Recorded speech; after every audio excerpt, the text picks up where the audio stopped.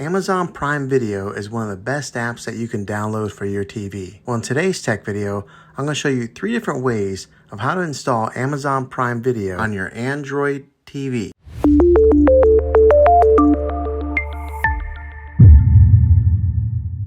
It can be really frustrating if you want to watch some of the great content that is on Amazon Prime Video and you find that your TV is unable to download it. If your TV is an older model of smart TV, then it could prevent you from downloading this app.